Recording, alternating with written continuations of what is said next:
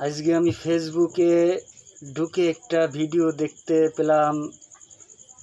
ঢাকা গাজীপুরের একটা ঘটনা।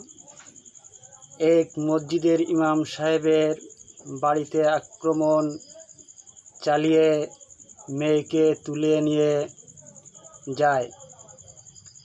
ভাইয়েরা, এগুলো দেশে কি হচ্ছে?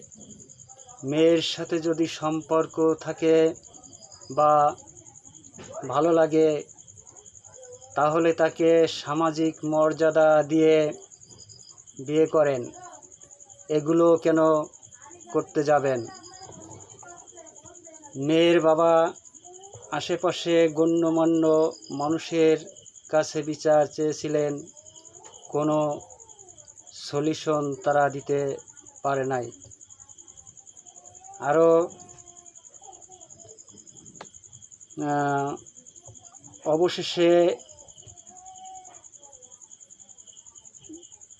না বাঁচতে পেরে প্রশাসনের সহায়তা চেয়েছিলেন।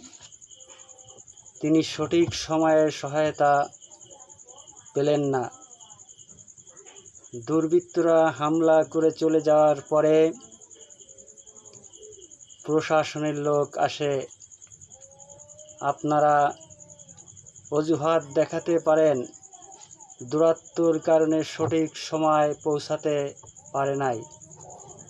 ঘটনার আশেপাশে কি কোনো প্রশাসনিক টিম ছিল না? তাদেরকে অবহিত করতেন। এই হলো আমাদের দেশের অবস্থা।